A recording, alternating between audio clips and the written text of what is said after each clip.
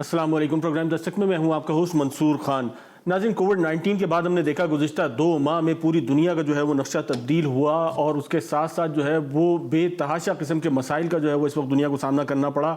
और लेकिन उसकी रेमेडीज भी जो है वो गाहे बगाए जो है वो हमने देखा मुख्तलिफ शक्ल में, मुख्तलिफ दुनिया के ममालिक में मुख्तलिफ मॉडल जो है वो अडॉप्ट किए गए। बेसिक नमूना जो है वो लॉकडाउन का था, लेकिन उसके साथ साथ जो है वो यकीनन अपने जो ज़मीनी हक़ाइक़ को देखते हुए दीगर ममालिक ने अपनी ज़मीनी हक़ाइक़ के मुताबिक जो है वो फ़ैसले किए और इस तमाम तर सूरत हाल को काबू करने के लिए जो बेहतर से बेहतर हो सका वो किया। और एक जो सबसे बड़ी चीज़ थी वो हमें एक कौमी यकजहती जो है वो पूरी दुनिया में दीगर ममालिक में जहाँ बहुत ज़्यादा ये मसाइल पेश आए वहाँ पर जो है वो उसी तरीके से पूरी कौम ने अपनी लीडरशिप के साथ आगे बढ़ते हुए इन मसाइल का हल तलाश किया। मगर अगर कुछ कहीं नहीं बदला तो वो था पाकिस्तान, जहाँ पर आज भी सियासी ढांचा उसी कशमकश का शिकार है। वही सियासी चपखलिश जो है वो हमें जो है वो नज़र आती है। और आज भी जो है वो सियासी जमातें, बिलखुसूस अगर वफाक की और सिंध गवर्नमेंट की बात कर ली जाए तो कोई जो है वो हमांगी जो है वो हम गुज़िश्ता 60 रोज़ में नहीं डेवलप कर सके। और इस महाज पर लड़ने के लिए जो इस कौमी यकजहती का मुजाहरा करना चाहिए था वो कौमी यकजहती हमें कहीं नहीं नजर आई। जबकि जो आज की सूरत हाल है, आज अपोजिशन लीडर फिरदौस शमीम नकवी साहब ने जो है जो मीडिया गुफ्तगू में जिस किस्म का इज़हार ख्याल किया, माजी में अगर हम चले जाएं तो ये तमाम तर सूरत हाल जो है वो बड़ी बड़ी हुकूमतें जो थीं, जो बड़ी मुस्तहकम हुकूमतें थीं माजी में, हमने देखा कि इन तमालात के बाद जो है वो हुकूमतें अपनी जगह पे कायम नहीं रह सकें। इसी पे आज जो है वो हम बात करेंगे। हमारे साथ मौजूद हैं फिरदौस शमीम नकवी, अपोजिशन लीडर हैं पाकिस्तान तहरीक इंसाफ के सिंध में। उसके साथ साथ हमारे साथ मौजूद होंगी शाहिदा रहमानी साहिबा और ज्वाइन करेंगे हमें मुत्तहिदा कौमी मूवमेंट से उसामा कादरी। सबसे पहले फिरदौस शमीम नकवी साहब, मैं आपसे ये जानना चाहूँगा कि आज की जो आपकी जो मीडिया टॉक थी ये क्या थी, क्योंकि आज के हालात में जिस मुश्किल वक्त से हम गुजर रहे हैं इसमें इन तमाम तर चीज़ों को हाईलाइट करना, मतलब हम कहाँ जाके खड़े होंगे, ये जमहूरी ढांचा बच सकेगा या नहीं?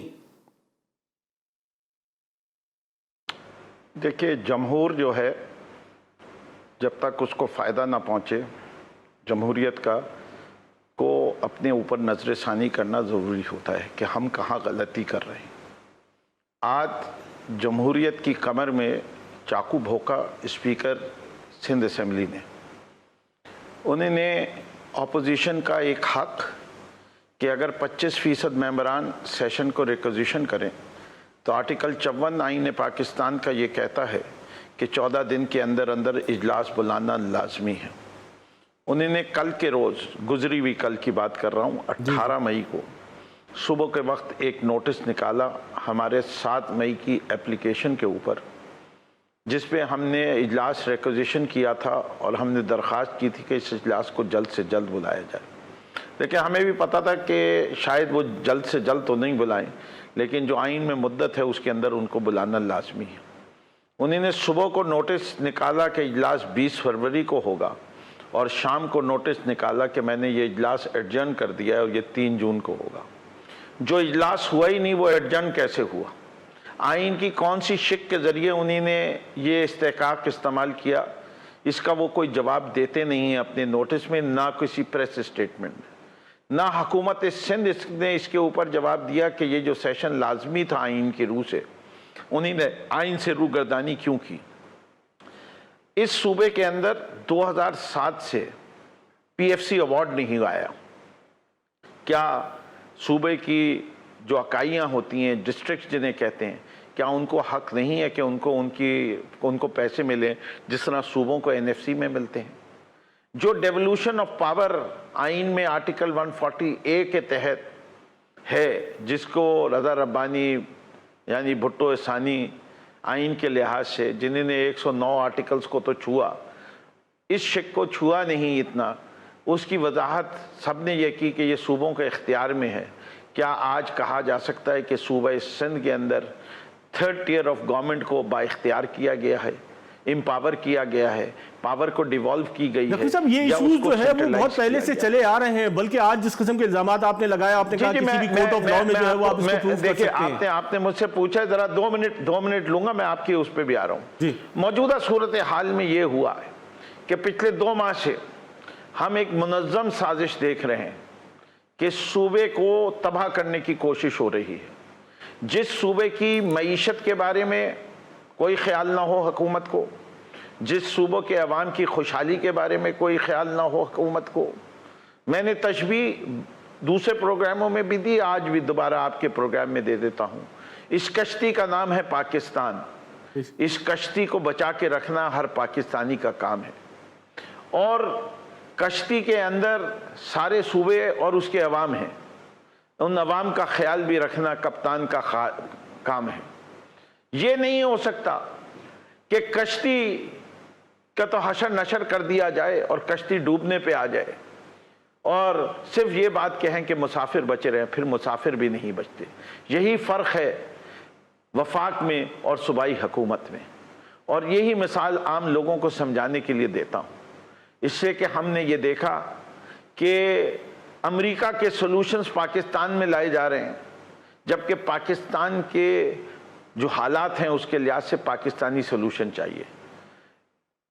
लेकिन ये जो इल्जामात हैं, ये तो प्री इलेक्शन कैंपेन से हम देख रहे हैं, लेकिन हुकूमत वक्त जो है वो गुज़िश्ता 2 साल में कोई भी चीज जो है वो सब्सटेंशिएट नहीं कर सकी, कहीं पे कोई हल नहीं निकला। लेकिन आज के मौजूदा हालात में इस किस्म की गुफ्तगू, गवर्नर राज की बातें, इससे पहले अगर देख लिया जाए तो शाह महमूद कुरैशी की जो गुफ्तगू है, मतलब अल्टीमेटली हमें क्लैश की सूरत हाल नजर आ रही है। नहीं मंसूर साहब, पहली चीज ये है, इसमें ना कोई चार्जेस सब्सटेंशिएट करने की जरूरत है। आप कह दीजिए पीएफसी अवार्ड दिया है 2007 के बाद, आप बता दीजिए कि शहर कराची में 2007 के बाद 1 कतरा पानी का इजाफा हुआ है। आप कह दीजिए कि कराची के सीवरेज के निज़ाम के लिहाज से जो है पानी जो है समंदर में डाला जाता है। आप कह दीजिए कि शरह खानगी सिंध में बढ़ी है। आप कह दीजिए कि सिंध में प्राइमरी स्कूल के बाद उतने ही सेकेंडरी स्कूल मौजूद हैं कि 100% इनरोलमेंट हो सके। आप बताइए ना कि क्या सर्विस लेवल है। कोई सर्विस लेवल यहाँ नहीं है, और मैं किसी और सूबे से कोई मुआवजा भी नहीं करना चाहता, ना मैं वफाक से मुआवजा करना चाहता हूँ। मैं सिंध का बासी हूँ, मैं सिंध का शहरी हूँ, मैं सिंधी हूँ, मैं सिंध की बात करूँगा। मुझे सिंध की हुकूमत से जवाब चाहिए। मुझे आइन के अंदर ये शिकें मौजूद हैं, ये शिकें जुल्फ़िकार अली भुट्टो ने डाली थी, किसी और ने नहीं डाली थी, कि उसको पता था कि अगर कभी कोई ऐसी हुकूमत किसी सूबे में भी आए तो वफाक के पास ये इख्तियार होना चाहिए कि वो उस सूबे में जाके हालात को दुरुस्त कर सके। आज मेरी डिमांड सिर्फ ये है कि चाहे इससे कि ये कोरोना के मसले ने इस चीज़ को और उजागर कर दिया है कि हर चीज़ के लिए वफाक को जिम्मेदार ठहराया जा रहा है, वफाक की तरफ देखा जा रहा है। अगर वफाक ने ही सब कुछ करना है तो मैंने भी वफाक को ही दावत दी है कि आइए आप संभालिए, कि कम से कम फिर हमें एक पता होगा कि वफाक इस सूबे का ख्याल नहीं रख रही, इस शहर का ख्याल नहीं रखी जो सिंध का ताज है, जहां से बिल्कुल यही सवाल जो है आपके अलाइज मुत्तहिदा कौमों में ख्वाजा इज़हार हुसैन ने ज्वाइन किया है। ख्वाजा साहब, क्या देखते हैं ये जिस किस्म की गुफ्तगू हो रही है, बिलखुसूस गवर्नर राज की बातें, गवर्नर राज का मतलब होता है पूरा सिस्टम जो है वो आप लपेटने जा रहे हैं। देखिए, मैंने पहले मंसूर साहब पहले मैंने कही है बात फाइनेंशियल इमरजेंसी, उसके बाद की है 149(4) और उसके बाद गवर्नर राज, 3 स्टेप्स। बिल्कुल अल्टीमेटली वो जो है वो मसला वही गवर्नर राज की तरफ आ रहा है। इस 3 मरहलों में 8 माह गुजर जाते हैं। जी ख्वाजा साहब।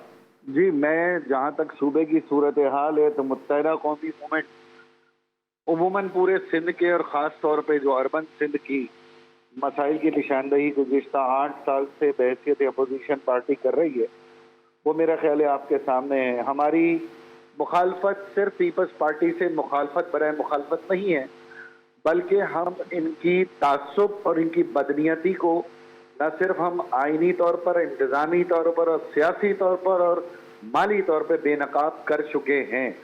सूबे की सूरत हाल तो बदतरीन है, लेकिन ख़ास तौर पर जहाँ से मुझे वोट मिला है, सूबे सिंध के जिन शहरों से मुझे वोट मिला है, वो शहर अब गांव का मंजर पेश कर रहे हैं, गोट का मंजर पेश कर रहे हैं। जहां तक मुतालबा है गवर्नर राज का, तो मैं ये समझता हूँ, मेरी पार्टी ये समझती है कि आइन के अंदर फेडरेशन सूबों की बासपुर्स कर सकता है। फिरदौस भाई ने 149(4) की बात की है, 149(3) भी है, और इस आर्टिकल को रखा गया है अगर 1973 में, तो सोच के ही रखा गया हो ना। जब आइन की तश्कील का क्रेडिट पीपल्स पार्टी लेती है तो आइन के हर आर्टिकल की तशरीह और हर आर्टिकल की इन्फोर्समेंट की जिम्मेदारी भी पीपल्स पार्टी को कबूल करनी चाहिए। गवर्नर राज के हवाले से हमारा मौक़िफ़ बड़ा वाज़ेह है कि एमकेएम गवर्नर राज को इस वक्त नहीं देखती, ना ही एमकेएम गवर्नर राज के निफाज को जमहूरी तौर पे सपोर्ट करती है। माजी में भी हमने गवर्नर राज की मुखालफत की है, क्योंकि गवर्नर राज में सूबों के मसाइल का हल नहीं है, लेकिन विफाक के पास ये इख्तियार मौजूद है। प्राइम मिनिस्टर माजी में तो गवर्नर राज को ख्वाजा साहब हुकूमत लपेटने का जो है वो एक एलिमेंट जो है वो समझा जाता रहा है। जी हाँ, लेकिन आपको मालूम है कि इस वक्त 90 डेज के अंदर आपको गवर्नर राज दोबारा से न सिर्फ वो रिस्टोर होता है, अदालतों से भी उसके बारे में जजमेंट है। लेकिन मेरा सवाल ये है कि प्राइम मिनिस्टर इस्लामाबाद के प्राइम मिनिस्टर नहीं है, वो तो पाकिस्तान के प्राइम मिनिस्टर हैं, तो सूबे उनको जवाबदेह हैं। और ये प्राइम मिनिस्टर और उनकी टीम का काम है कि वो चीफ मिनिस्टर से और सिंध से जवाब लें, और ख़ास तौर पर सिंध की दो बड़ी जमातें पीटीआई और एमकेएम यहाँ इत्तेहाद में मुतअद्दिद प्रेस कॉन्फ्रेंस कर चुकी हैं। और मेरे तो शहरों का बुरा हाल है, जो शहर जिसका रेवेन्यू पूरे पाकिस्तान को मिल रहा है, जहाँ से 288 अरब रुपए सूबा सिंध दे रहा है। सूबा सिंध तो मजे में है, लेकिन विफाक की माशी सूरत हाल काफ़ी अबतर है।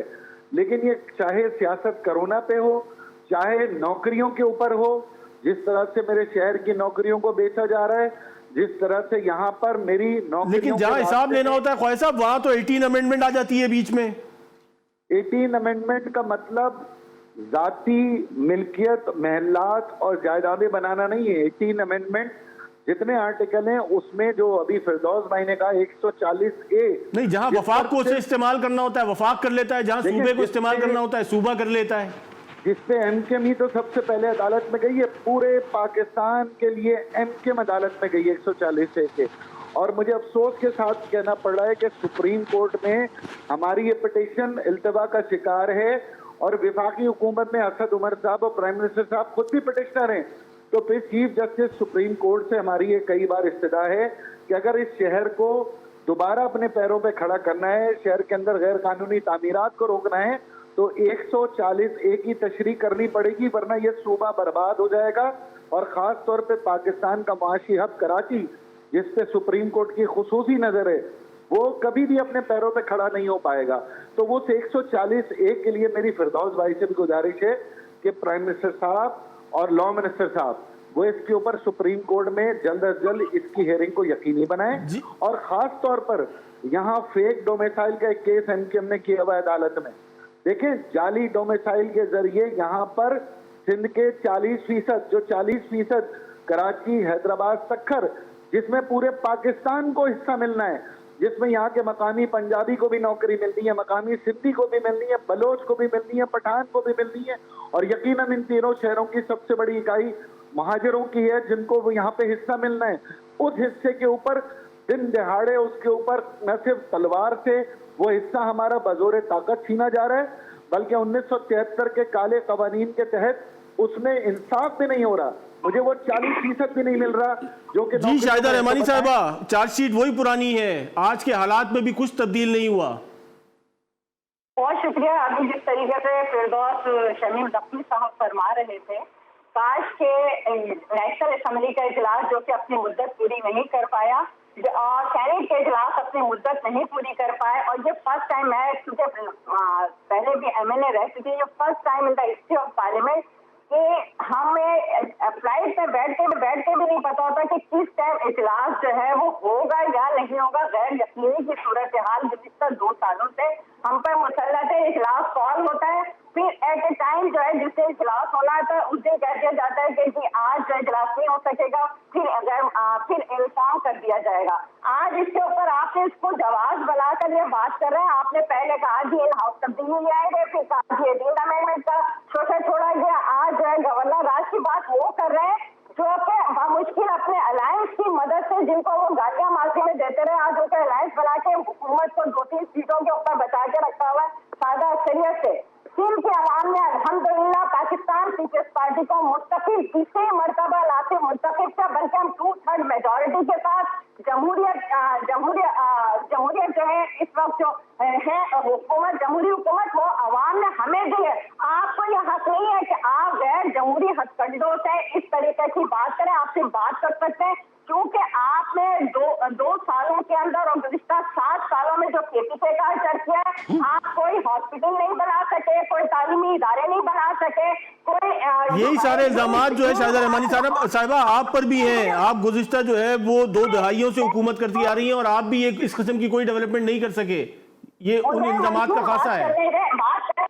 अगर ऐसे ही है तो फिर केपीके से लोग इलाज कराने फिरना है, फिर पंजाब से इलाज कराने फिरना है। अल्हम्दुलिल्लाह हमें फख्र है कि हमने ऐसे इदारे बनाए कि लोग पाकिस्तान से और दुनिया भर से इलाज के लिए भी आते हैं, तालीम के लिए भी आते हैं, रोजगार के लिए भी आते हैं। अगर सिर्फ इतना बुरा था माजरत के साथ तो फिर यहाँ पे सब क्यों आते हैं? आपको यह हक किसने दिया कि जी आप जमहूरी हुकूमत के खात्मे के लिए ये 90s कह रहे हैं कि आप जो है ख्वाब देख रहे हैं कि जी हम ये कर दें वो कर दें। आप अपनी कारकर्दगी के बताए तो इसका मतलब है सबसे पहले तो विफाकी हुकूमत को इस्तीफा देना चाहिए कि आप जीडीपी को कहाँ 5.8 से आप माइनस पे लेके चले गए। आप इस मुल्क की मईशत का सबसे ज्यादा 2 सालों में कर्जा लेके मईशत को जो हशर किया, आप इस तरह की बात कर रहे हैं जो कि एक अस्पताल नहीं बना सकते केपीके के अंदर, पीआरटी का जो आपने हशर किया। हाँ, बात यह है कि फिरदौस शमीम नकवी साहब के साथ वो तो सिंध में भी बिल्कुल कराची में 40 साल से कोई अस्पताल नहीं बना। अगर NICD नहीं बने, अगर गुम्बद हॉस्पिटल नहीं बने, पिछले 40 साल में कोई अस्पताल नहीं बना कराची में। मैं कंप्लीट कर लूं मंसूर, तो फिर इसलिए इनको तकलीफ है कि आज इनके जो साथ बैठते हैं अरबों रुपए की जमीनों के जो गबन आ रहे हैं, जो लैंड ग्रेडिंग आ रहा है, वो जो साथ में बैठ के हो रहा है, आटा चोरी, चीनी चोरी, आप दवाएं चोरी, मास्क चोरी, BRT और पता नहीं क्या क्या स्कैंडल आ रहे हैं, उसको वहां तो मोटे मोटे आप करप्शन कर रहे हैं, यहाँ हम करप्शन नहीं करने देंगे आपको। इसी तरीके से एहतिसाब होगा आपका, जिस तरीके से आप करप्शन कर रहे हैं आपका इंशाअल्लाह ताला। इसलिए आपको नकवी साहब आपको करप्शन नहीं करने दी जाएगी। एक मुख्तसर सा ब्रेक लेते हैं, ब्रेक के बाद नकवी साहब से जानने की कोशिश करेंगे अगर रवैयों में तब्दीली ना आई तो अल्टीमेटली जो है वो हालात यकीनन जो है वो खराबी की तरफ जाएंगे। एक मुख्तसर से ब्रेक के बाद दोबारा वापस आते हैं।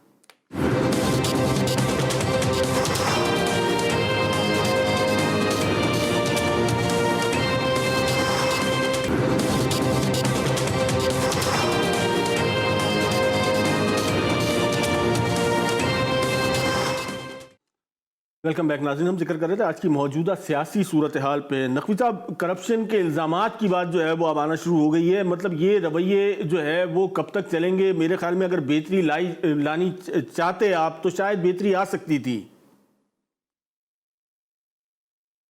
जी देखिए मंसूर, आपने अभी देखा शाहिदा रहमानी का जवाब, और मैं समझता हूँ कि मुझे तो कुछ और कहने की ज़रूरत ही नहीं। मैं पूरे सिंध की बात कर रहा था, उन्हीं ने किसी एक बात का जवाब, किसी एक बात जो मैंने कही हो कि PFC क्यों नहीं दिया, डेवोल्यूशन ऑफ पावर क्यों नहीं कही, पानी कराची में क्यों नहीं आ रहा, K4 का मंसूबा 2018 से तातुल में है, 2007 से पानी क्यों नहीं बढ़ा, किसी चीज़ का जवाब नहीं। बसों की तादाद पे जवाब नहीं। इनके वज़ीर मौसूफ कहते हैं कि हम ट्रांसपोर्ट नहीं खोलेंगे, अभी हम ईद के बाद खोलेंगे। भाई ईद के बाद उनके पास किसी नजूमी ने पेशन गोई की है कि कोरोना कम हो जाएगा? किसी चीज़ से उन्हें लिंक नहीं किया। उन्हें कहा हमारी मर्जी, हम अब नहीं खोलेंगे, हम ईद के बाद खोलेंगे। नहीं नकवी साहब, पहला सवाल तो ये बनता है पाकिस्तान कराची में ट्रांसपोर्टेशन का निज़ाम है कहाँ? जी वो मैं तो अभी उस पर ही आ रहा हूँ मंसूर साहब। मुझे वो बता दें कि जिस शहर को 27,000 बसों की ज़रूरत हो और 4,000 बसें चलती हैं, उसमें SOP लागू कैसे करेंगे? मुझे वो समझा देना सिंध हुकूमत कि हम आधी सवारियों वाला असूल जो बाकी शहरों के लिए आया है, वो इस शहर में जिसके अंदर जितने लोग बस के अंदर बैठते हैं उससे दुगनी तादाद छत पे बैठी होती है, उसमें किस तरीके से करेंगे? मेरे ख्याल से हमें करना ये पड़ेगा कि जो आजकल पोर्ट बंद होने की वजह से ट्रेलर्स है ना, वो शहर के अंदर चलाने पड़ेंगे कि लोग खड़े होके जो है कोने कोने पे 3-3 फुट के फासले पे 60 फुट के ट्रेलर पे सफ़र करें, तो शायद कराची में पब्लिक ट्रांसपोर्ट बहाल हो जाए। लेकिन सूरत हाल जिसका आपने शुरू में मुझसे सवाल पूछा कि ये इल्ज़ामात, ये करप्शन, देखिए जमहूरियत से बेहतर अभी तक दुनिया ने कोई निज़ाम नहीं ढूंढा, और जमहूरियत का हुस्न ये है कि इसके अंदर तनकीद की जाएगी और तनकीद बर्दाश्त की जाएगी, और जमहूरियत का अगर नाकाम हो रही है तो उसका हल जो है और बेहतर जमहूरियत है। जमहूरियत को समेटना कभी भी नहीं है। आइन लिखा ही इसलिए जाता है कि जमहूरियत को एक तनावर दरख्त बनाया जा सके। आइन के अंदर इतनी फ्लेक्सिबिलिटी होनी चाहिए कि आइन के प्रोविजंस ऐसे हों कि हर सूरत हाल को डील करने के लिए उस डॉक्यूमेंट के अंदर गुंजाइश हो कि अगर कोई नाहल सूबाई हुकूमतें हों तो उनके खिलाफ को देखते हुए बात की जाएगी ना। पाकिस्तान में गवर्नर राज का मतलब कुछ और जो है वो माजी में हमने देखा। अगर आपके पास सोल्यूशन है तो क्यों नहीं गवर्नमेंट के साथ बैठ के आप पहले था मंसूर साहब, वो सॉरी आप अवाम को कंफ्यूज ना करें, आइन को पढ़ें। 18वीं तरमीम के आने के बाद अब ये मुमकिन नहीं है कि हुकूमत लपेट दी जाए। ख्वाजा इजहार साहब बिल्कुल दुरुस्त फरमा रहे थे कि गवर्नर राज को जो है एक्सटेंशन कैसे है कि दोनों हाउसेस जो हैं उनको एक्सटेंशन देनी पड़ेगी, मेजॉरिटी अगर होगी, और वो भी सिर्फ 2 दफ़ा, इससे ज़्यादा वो भी नहीं दे सकते। उसके बाद दोबारा वो हुकूमत आएगी जो कि इलेक्टेड गवर्नमेंट होगी, वरना जब ये भी नहीं होगा तो फिर उसका एक वाहिद हल होए कि जी फ्रेश इलेक्शंस हों और फ्रेश इलेक्शंस के बाद फिर मैंडेट देखा जाए। लेकिन इन हालात में मुतामिल हो सकते हैं गवर्नर राज के फ्रेश इलेक्शन के इन हालात में जिससे आज हम गुजर रहे हैं, गुज़िश्ता 2 माह से लॉकडाउन है, मईशत का पहिया जाम है, इस तमाम तर सूरत हाल में ये तमाम चीजें आपको कहां लेके जाएंगी? जी देखिए, आप समझ रहे हैं कि ये मेरे पास एक जादू की छड़ी थी कि मैंने आज डिमांड किया तो कल जो है इलेक्शन हो जाएंगे। वैसे जो अच्छे ममालिक हैं जहां जमहूरियत एक तनावर दरख्त है, कोरिया में देख लीजिए, आज से 1 माह पहले इलेक्शन हुए। बात यह हमें भी अपने मुल्क को ऐसा ही मुल्क बनाना है। आपको पता है जापान जैसे मुल्क ने लॉकडाउन नहीं लगाया, स्वीडन ने कभी लॉकडाउन नहीं लगाया, और बेलारूस ने कभी नहीं लगाया। मैं आपको बेतहाशा मुल्कों की मिसाल दे सकता हूं जहां लॉकडाउन लगा ही नहीं और जहां स्मार्ट लॉकडाउन लगा, और वो मुल्कों की भी मिसाल दे सकता हूं अमेरिका में लॉकडाउन लगा भी। अपने इंट्रो में जो है वो इस चीज का आदा करते हुए चला था कि अपनी जमीनी हकाइक को देखते हुए जो है वो हुकूमतों ने फैसले करे हैं। पाकिस्तान में जमीनी हकाइक को देखते हुए कोई फैसला नहीं हुआ। ताहाल हुकूमत भी कंफ्यूज है, ताहाल जो है वो अवाम भी कंफ्यूज है। हुकूमत कंफ्यूज नहीं है, सिंध हुकूमत कंफ्यूजन मचा रही है। हुकूमत रोज़े अव्वल ये कह रही है कि हमें अपने मौरूज़ी हालात को देखना चाहिए। पाकिस्तान मुतहम्मिल नहीं है कंप्लीट लॉकडाउन के। यहाँ के शहरों में कंप्लीट लॉकडाउन लगाया ही नहीं जा सकता, इससे कि यहाँ ये तय करना था नकवी साहब हुकूमत को, लेकिन कोई वाज़ेह तौर पे कोई, जैसे ख्वाजा साहब ने फरमाया, ख्वाजा साहब ये हुकूमत की जिम्मेदारी थी, वफाक की जिम्मेदारी नहीं थी कि सूबाई हुकूमतों को कॉन्फिडेंस में लेते हुए कोई लाएअमल दिया जाए। लेकिन सबसे पहली चीज तो जब से कोरोना क्राइसिस आया है, ये डे 1 से आप देख रहे हैं कि विफाक और खास तौर पे सूबे सिंध में एक मीडिया वॉर चल पड़ी। बिल्कुल। लेकिन अब ये तो चीज तय है कि कराची जो पूरे पाकिस्तान का माशी हब है और सिंध को पालता है, जिसका रेवेन्यू उस शहर को न संभालने के लिए सिंध में सकत है, न विफाक के पास कोई इस्तिलाही माशी प्रोग्राम है। तो फिर इस कराची के ताजिर, कराची के बिजनेसमैन, कराची की आवाम ये अपनी मदद आपके तहत कोरोना से भी लड़ने के लिए तैयार हो गई है और अपने कारोबार भी करने तैयार है और अपने हमको रिस्क भी रखने तैयार है। जहां तक बात है पीपल्स पार्टी के मौक़िफ़ की, मेरी आपसे गुजारिश थी, मौजूदा अपोजिशन लीडर हैं, मैं साबिक अपोजिशन लीडर हूँ, आप काबीना से किसी एक जिम्मेदार फैसला साजी में शामिल किसी शख्स को देते तो शायद आपको और कंक्लूड करने में आसानी होती।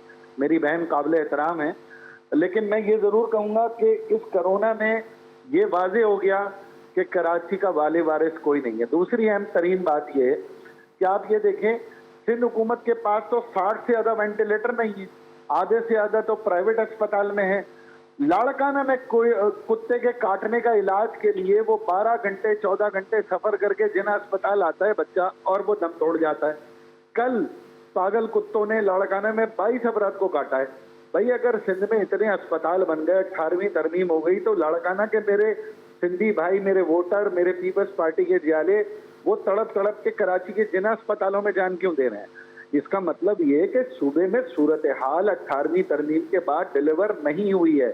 और जो इस वक्त इक़दाम हैं जो आपने ग्राउंड रियलिटी का, ये बात बड़ी दुरुस्त है। ग्राउंड रियलिटी का किसको पता है? भाई कराची के stakeholder, businessman, MQM political party है, बल्दियाती नुमाइंदे ख्वाजा साहब क्यों नहीं पता? ये बड़ा इंपॉर्टेंट सवाल है कि क्यों नहीं पता, हुकूमत को नहीं पता, अपोजिशन को नहीं पता। सुप्रीम कोर्ट जो है वो चीदा नुकात को बड़ा वाजे करके सामने कर देती है। हुजूरे वाला, इन्होंने तो ग्राउंड रियलिटी पे किसी यूसी चेयरमैन से मशवरा नहीं किया, एमकेएम से कोई फीडबैक नहीं लिया, मेयर से कोई फीडबैक नहीं लिया, किसी फैसला साजी में शामिल नहीं किया। इनके ही तो चेयरमैन है, मलीर में पूरा पीपल्स पार्टी के चेयरमैन है, जाएं जाके इंटरव्यू लें, आपको पता लग जाएगा। जो राशन की तकसीम हुई है, डिप्टी कमिश्नर ने उससे कितनी करप्शन की है, क्या बंदर बांट हुई है, पसंद ना पसंद। और ये अरबों रुपए का, आप बताएं, 1.5 अरब रुपए बांट दिया। 1.5 अरब रुपए बांटने के बाद मैं आपको बता रहा हूँ, अपने पास से कहते हैं, बयान के देते, हमने अपने पास से बांट दिया। अपने पास से क्या होता है भाई?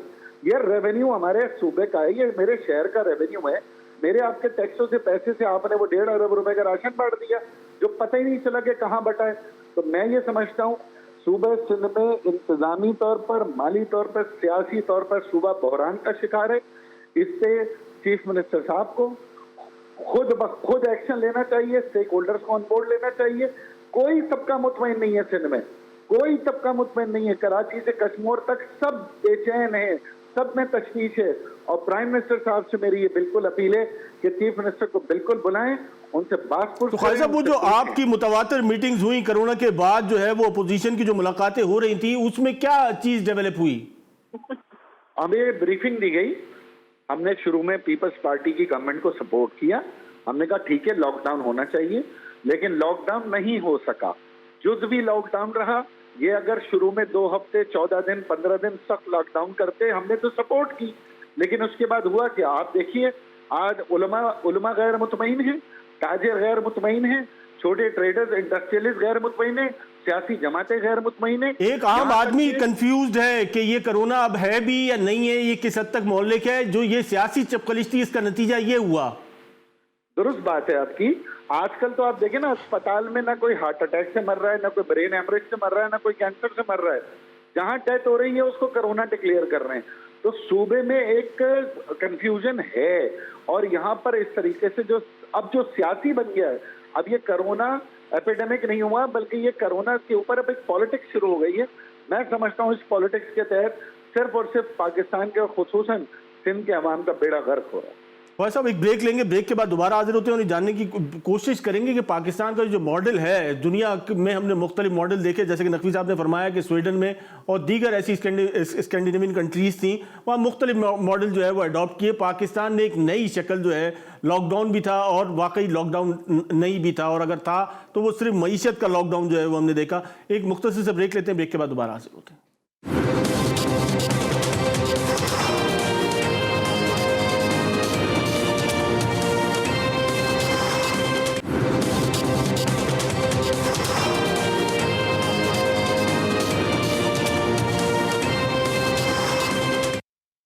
वेलकम बैक नाज़रीन। अभी हम गुफ्तगू कर रहे थे आज की सियासी चपकलिश की। आज जिस दौराए पे हम खड़े हैं, शिकवे शिकायत शाहिदा रहमानी साहबा, ये आज के नहीं है, ये वक्त नहीं था इन बातों का, लेकिन वो वक्त कब आएगा, क्योंकि ये इशूज़ जो है वो आज के नहीं है, साल से जो है वो बिलखुसूस अर्बन सिंध की बात कर ली जाए तो ये तमाम चीज़ें अपनी जगह मौजूद हैं।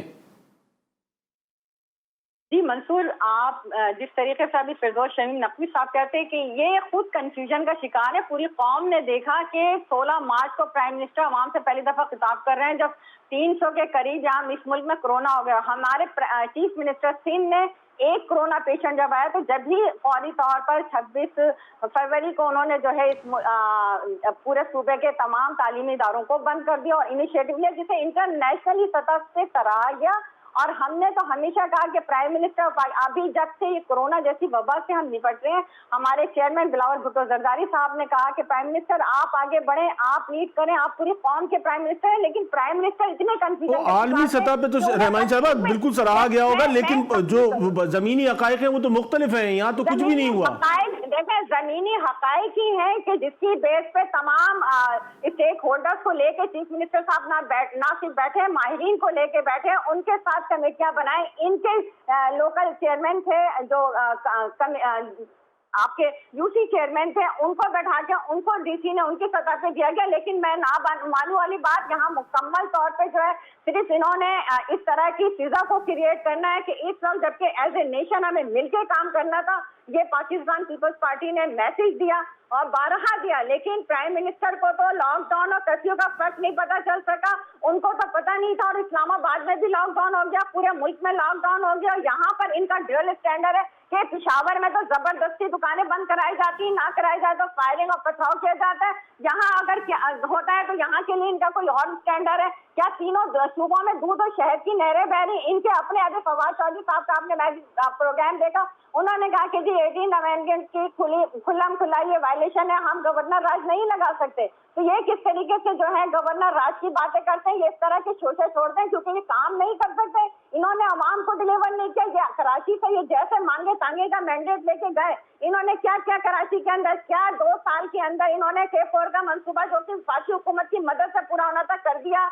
क्या इन्होंने ग्रीन लाइन बस का मंसूबा जो पिछली गवर्नमेंट ने दिया था उसको कंप्लीट कर दिया? कराची का दुख दर्द का तो रोना रहता है, इनके अपने MNA ने इस्तीफा दिया कराची से, किस लिए दिया? दूसरा MNA वफाकी मिनिस्टर को गालियां दे रहा है कि कराची को क्या दिया जा रहा है, यानी हर तरीके से हो रहा है। आप बात करते हैं कि लड़काना ने हमने तो वैक्सीन के लिए लिख कर दिया, वैक्सीन नहीं मिल रही, हाल बता ना तो साने वालों को इंसाफ मिल सका। और गुजरात में आप शर्म की बात है कि एक बच्चा जो एहतियात में बैठा था उसके साथ ज्यादती की गई, ये सारी चीजें आपको नजर नहीं आ रही? इस वक्त मुल्क के साथ जो खिलवाड़ खेला जा रहा है, पंजाब के अंदर आप देख लें, KPK में देख लें, आप कहीं कोई डिलीवर नहीं कर सकते। बात करते हैं रोना सिंह का, जहाँ पे काम हो रहा है, जहाँ पे डिलीवर किया जा रहा है, और फिर उसके बाद मैं ना मानू वाली बात है कि मुझे मानना नहीं है, बात असल काम तो सिंध हो रहा है क्योंकि हम 2/3 में रमानी साहबा काम अगर हो रहा है तो नंबर ऑफ केसेस जो है वो आपकी अचीवमेंट क्या है? अचीवमेंट नहीं दिखी इस तमाम तर सूरत हाल में, सिवाय मईशत का लॉकडाउन के अलावा कुछ नहीं दिखा। मेरी समझ में नहीं आता कि आज आपने मुर्तजा वाब साहब की भी प्रेस कॉन्फ्रेंस देखी, आपने सईद गनी साहब की भी देखी, हम अपने कारनामों को बार बार बताते रहेंगे। मैंने आपसे स्टार्टिंग में भी कहा कि जितना बेहतरीन हेल्थ का निजाम सूबे सिंध में पाकिस्तान के किसी सूबे में नहीं मिलता, जितना बेहतरीन यहाँ पर यहाँ आपने कहा कराची के अंदर, अल्हम्दुलिल्लाह हमने कराची के अंदर राशन भी पहुँचाया, सिंध में भी राशन पहुँचाया। और हमारा जी नकवी साहब, कोई और सोल्यूशन है इसके अलावा आपके पास, या अगर आपके पास सोल्यूशन है गवर्नर राज के तहत ही जो है वो अगर आप इन हालात को बेहतर कर सकते हैं, इन इश्यूज को एड्रेस कर सकते हैं, तो वो सोल्यूशन आप सिंध गवर्नमेंट के साथ क्यों नहीं बैठ के शेयर कर सकते? इनका काम जी देखिए, आप मंसूर बिल्कुल दुरुस्त कह रहे हैं। आज हमने मौका, हर दफ़ा हर क्राइसिस के अंदर कोई ना कोई सलूशन ढूंढने की कोशिश करते हैं। हमने कहा कि कोरोना के बाद भी माशी ज़िंदगी को कैसे बहाल किया जाएगा, उसके लिए हमने इजलास बुलाया और उस इजलास के साथ जो हशर किया है इस हुकूमत ने और इसके नॉमिनेटेड स्पीकर ने, वो आपने आज देख लिया। देखिए सईदा रहमानी साहिबा, मैं बिल्कुल नहीं बोला था, मैं अगर एक दिन सेपरेट प्रोग्राम रख लेंगे तो मैं वफाक के अंदर के जो कुछ कारनामे हैं वो बयान कर दूंगा कि पहला कारनामा तो ये है कि पाकिस्तान जो एक दहशतगर्दी को फैलाव का मुल्क था, वो अब पीस लविंग नेशन कहलाता है। आज FATF की लिस्ट से नाम निकल चुका है। 40 साल के बाद पाकिस्तान में पहला डैम बनने की शुरू किया गया है। अब आप जो है सईदा रहमानी साहिबा कुछ तवक्कुफ कीजिए, मुझे पता है आप खातून हैं, मैं नहीं चाहता कि ऊंची आवाज करूं या आपकी आवाज टाइम बिल्कुल मुख्तसर है, प्लीज आपको बोलना है। मंसूर साहब प्रोग्राम के इंचार्ज हैं, वो कह दे मैं खामोश हो जाता हूं, आप बोल लीजिए। अगर मंसूर साहब ने मुझे मौका दिया हुआ है तो मुझे बोलने दीजिए। तो मंसूर साहब इसके ऊपर तो सेपरेट प्रोग्राम हो सकता है। आज गैलप पोल के लिहाज से एहसास प्रोग्राम के बाद पूरी दुनिया के अंदर इस प्रोग्राम की जो तारीफ हो रही है उसकी वजह से पाकिस्तान का वजीर आजम साहब कारनामे यकीनन जो है वो सिंध हुकूमत अपने गिनवा रही है, वफाकी हुकूमत के अपने कारनामे हैं, लेकिन जो सूरत हाल है वो वजीर आजम है, ना कोरोना में कुछ बदला, ना उसके बाद जो है वो आज किसी जो पाकिस्तान की सूरत हाल है इसमें किसी भी किस्म की कोई तब्दीली आई। प्रोग्राम का वक्त अपने अख्ताम को पहुंचता है। मंसूर खान को इजाजत दीजिए। अस्सलाम वालेकुम।